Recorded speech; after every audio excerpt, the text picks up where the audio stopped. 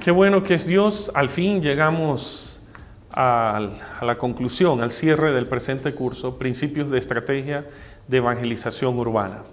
¿Se recuerdan? En la primera unidad estuvimos hablando sobre el marco misionológico del curso y señalando que nos movemos básicamente bajo el concepto de la misión de Dios y como tal esto significa que Dios tiene interés en restaurar toda la creación, con lo cual nuestro campo de misión se amplía.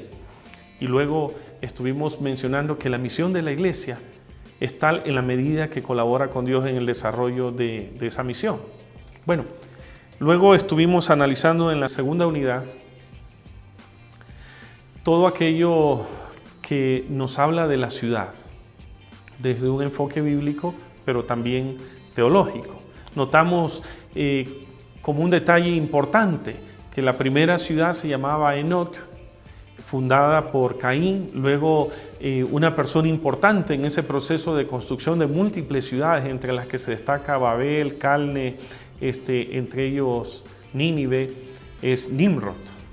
Bien, notamos como un detalle fundamental en el desarrollo de esa sesión, de esa unidad, que la ciudad es la respuesta humana, la antítesis humana al proyecto de Dios, de Edén, de una creación que fue calificada como buena y cuando creó al ser humano como excelente, una gran ciudad, una gran creación como tal.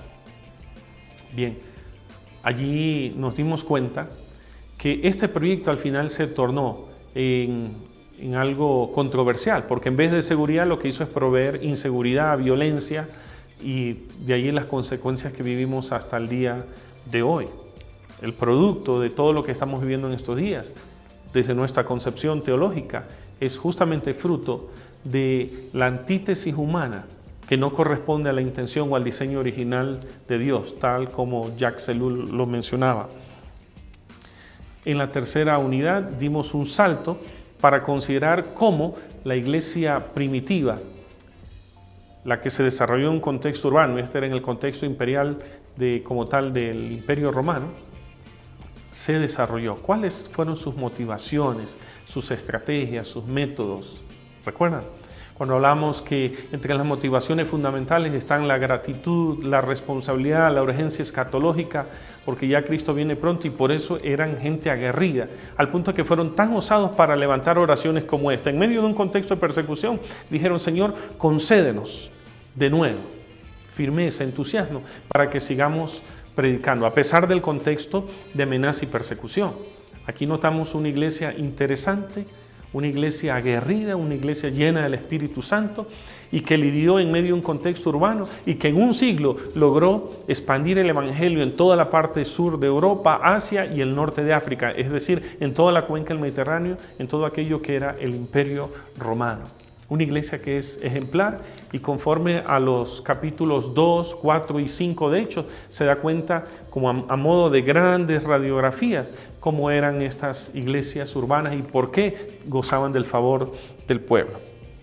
Finalmente dimos un salto significativo hasta el siglo XVIII para hablar del contexto en que emerge todo el movimiento urbanizador moderno o lo que llamamos el proceso urbano de urbanización latinoamericana. Pero obviamente no podríamos hablar de aquello sin mirar hacia la revolución industrial que se da con Inglaterra, fines del siglo XVII, siglo XVIII, y de allí pues es imparable, no se diga siglo XX, que es pues aceleradísimo el cambio y la transformación de los escenarios urbanos. Después de considerar todos estos factores misionológicos, históricos, bíblicos y sociológicos, nos dimos tiempo en la unidad número 5 para revisar los ministerios o diversas experiencias de ministerio urbano junto a modelos y destacamos entre los diversos ministerios contextualizados, pertinente al contexto latinoamericano, encontramos que hay modelos más o menos estándar que se están repitiendo en una y otra nación. Llámese G12, iglesia con propósito, iglesia biótica, iglesia celular, en fin. Encontramos que esos son como los modelos ministeriales recurrentes en todas estas experiencias, para finalmente trabajar aquellos factores que determinan la transformación de una iglesia local de carácter urbana, de la mano de esta investigación que hiciera el Dr. John Hall sobre factores de ministerio urbano. Mire, en esta última unidad hablamos de 7 factores claves que son importantes a la hora del té y son justamente aquellos que van a marcar una diferencia significativa en tu ministerio, en tu iglesia local. Dios te ha puesto ahí donde estás como un agente de Dios, aquí en este contexto urbano, que no tiene marcha, no tiene reversa, del cual ya hablamos antes. Ya estamos acercándonos a un promedio de casi cercano al 80% de la población urbana. Es decir, la gente que vive en América Latina es mayormente urbana, no hay reversa, no hay marcha atrás. Ahora, en ese contexto es imprescindible entonces que seamos creativos, que seamos ese agente de Dios para la transformación de este entorno. América Latina, urbana, no aguanta más. No hay infraestructura que la contenga. El pecado ha aumentado. Pero no olvidemos aquello que dice que donde abunda el pecado, también sobreabunda la gracia. Y Dios te ha puesto a ti, allí donde estás, para ser instrumento de Dios. Hace unos días estaba en la ciudad de Modelia, en un lugar de Bogotá llamado Modelia, y alrededor de la iglesia encontré un sinnúmero de centros de distracción, de entretenimiento, de bares, de comidas, etc. Aproximadamente unos 15 locales de esta naturaleza.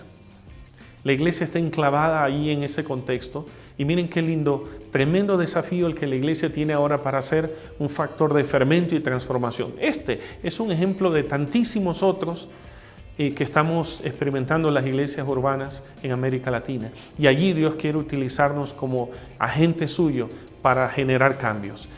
Yo te animo y te bendigo en el nombre del Señor para que hagas lo que Dios te llamó a hacer como colaborador de Dios en el desarrollo de tu misión. Espero que este curso te haya sido de mucho provecho y te haya dado luces para ampliar tu ministerio. Recuerda esto, Dios te llamó a ti, no a otro.